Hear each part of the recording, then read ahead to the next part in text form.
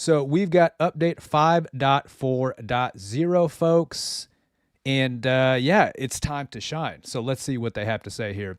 Welcome back, contestants. This week we have a plethora of bug fixes, an updated store, and a new stop on World Tour. This is the second week of the ISEUL-T Cup, and our sponsors are illuminating the arena with spotlights that shine bright over every active Cashout Station. Bask in the glow of this light to earn additional fans while you defend, attack, or just strike a pose. Your time in the limelight will be rewarding. So that's kind of interesting. It seems like they're introducing some mechanic where you can get more fans if you stand in certain light areas. I don't know. Now we've got a little bit of a change on the World Tour stops. We have Seoul, finally Fortune Stadium. I feel like I haven't played Fortune Stadium in forever. Sis Horizon, and Las Vegas. Of course, we got the store update, which we'll take a look at that in-game here at the end of reading these notes. Pardon me. We've got some content bug fixes. They've dealt with some animations regarding the Cerberus. They fixed an issue where sights on the Cerberus shotgun could misalign and feel intrusive when aiming down sights or ADSing. They fixed a where reload animations on the Cerberus could intersect. Fixed an animation error that could occur when swapping between items while vaulting. And fixed an issue where the red dot sight on the M26 Matter could move out of the sight window when reloading. So yeah, for those who are using the red dot sight on a shotgun, all right. Contracts, this is honestly, this is probably the biggest fix that we've got in this update. Earnings and power shift will now count toward total cash earned on contracts. If you remember, sometimes we get the contract that says like earn $1 million in cash, but power shift coins weren't contributing to that contract, and I always thought that was a load of bull crap. So they fixed that. Now power shift will contribute to that contract, so that's a big W. With the gadgets, we have the gravity vortex. The gravity vortex's particle effect prior to activation will now be visible to teammates. And the zipline, they fixed a rare issue with the zipline gadget would not connect to some surfaces. With quick cache modes, they fixed an issue that could occasionally cause teams to respawn literally like next to each other. I've had it happen to me. Like, it's wild. And honestly, what we need in terms of the cash out mode fix is they should revert the spawn mechanic back to how it used to be. Get off of the power shift wave time spawner. That sucks. Nobody likes that. With Bernal, they improved some traversal for certain areas that were having an issue with the charge and slam. And they've got a VX polish and additions across multiple Bernal assets that previously had missing effects. Player cards, they fixed an issue causing face masks to clip on the player cards. And in private matches, they fixed an issue where the HUD could sometimes not be visible for spectators in private matches, which is great because we're getting ready to hold our first tournament, folks. And it's going to be a big deal. We're going to do, obviously, it's going to be in private matches, and those of us hosting the tournament will be in spectator mode. So I'm glad that they worked on that because I didn't want to have to deal with that as a bug when we do our big tournament. The announcement for that is on the 10th. Rendering, they fixed an issue with the APS turret and Guardian turret that caused them to stop rendering at shorter distances than when they should using low graphic settings. Now, this is one I don't know a whole lot about, so for those of you who are a little more tech savvy than I, in terms of settings, they added a new secondary scaling option named Upscaled Resolution. I have no idea what that'll do. They reworked the naming and description text of existing resolution-related options to give more information on how various resolutions are used. I probably need to read up on that.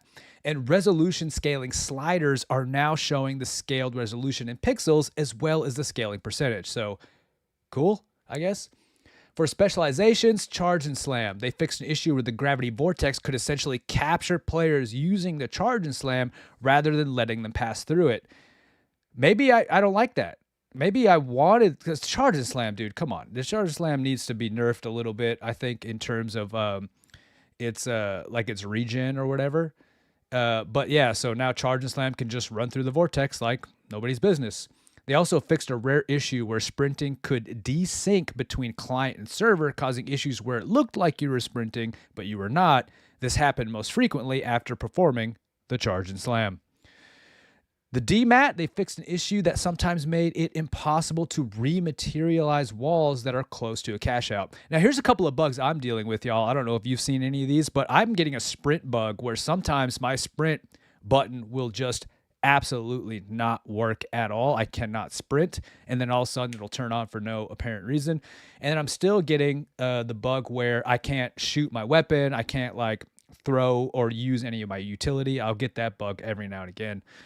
For the UI, they fix an issue with player cards that could sometimes make them too bright, fix an issue that caused players' names to flicker in recently played with the section of social menu, fix an issue within the messages in eliminations for log club tags to have the wrong color, fix an issue where the characters could sometimes perform the wrong emote, and they fix an issue with the reload duration stat for the KS-23 shotgun on the equipment screen as it didn't match the current balance. Empyrean says, yup, had the sprint bug. Top of the morning to you, Empyrean. Glad to have you. VFX, they added the light visual indicator, or pardon me, they added, well, yeah, they said the light. They added the light visual indicator to the blastback C4 skin?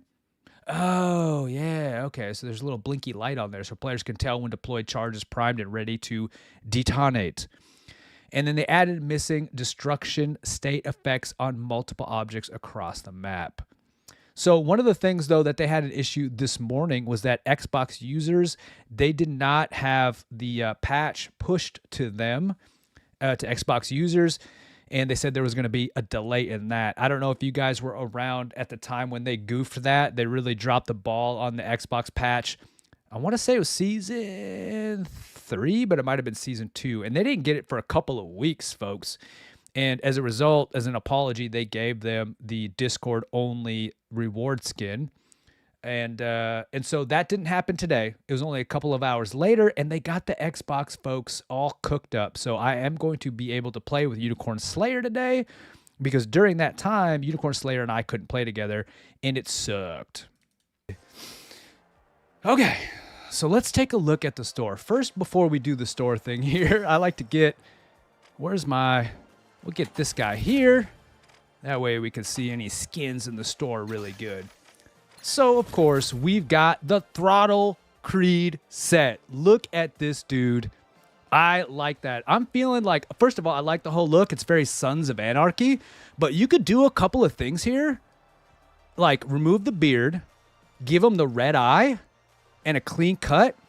Or maybe some glasses. And you've got Terminator. Right? The Terminator? Like, you can go for a Terminator look here. So I'm feeling that.